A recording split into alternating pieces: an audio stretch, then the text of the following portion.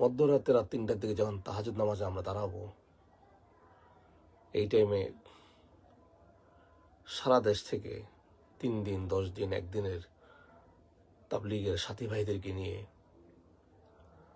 বিশ্ব ইজতেমার ময়দানে পাহারারত ভাইদের উপরে হামলা এবং খুন, রীতিমতো খুন, অনেক কিছু হয়েছে। বিষয়গুলো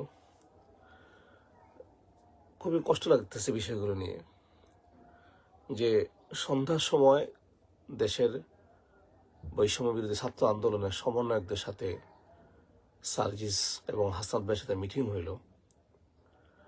রাতের বেলা ৩টার দিকে সাথীদেরকে জড়ো করে হামলা করা হইল। বিষয়গুলো ক্লিয়ার না। আলেম ওলামারা সবসময় লিয়াজুদ দিকে অনেক পিছিয়ে থাকে। কেন পিছিয়ে থাকে কিছুই বুঝে আসে না।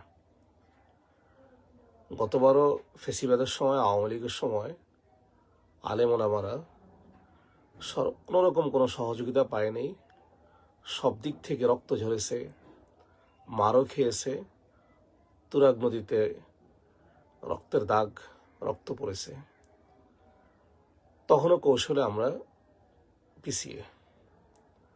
এবারও ফেসিবাদ বিদায় হয়ে গেছে, তারা গতবার সর্বাত্মক সহযোগিতা পাইল, এবারও আমরা পিছিয়ে আছি। আসলে আমরা বলতে কষ্ট লাগে আর কি। তাবলিগ নিয়ে দুইটা ভাগ হবে, দুইটা কথা হবে, এটা আমাদের কাছে বিব্রতকর একটা অবস্থা।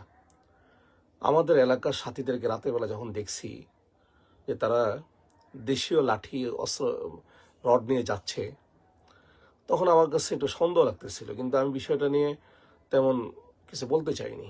উত্তরা থেকে মাত্র জানলাম যে এলাকার ছেলেগুলো যারা নাকি ফেসিবাদ করত, তারা টুপি মাথায় দিয়ে গায়ে পাঞ্জাবি পরে তারপরে তারা ওখানে গেছে।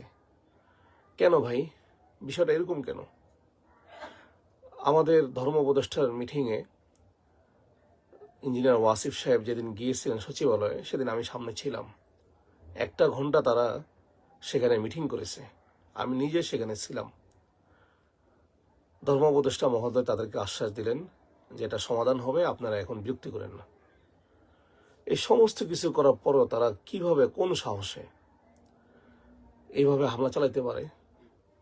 আমাদের মুরব্বীদের কথাই যাই হোক, আমাদের মাদ্রাসার ছেলেরা কেন বারবার রক্ত দিবে? আমাদের ছেলেগুলোরে আপনারা কি পেয়েছেন কিছু বুঝতেছি না।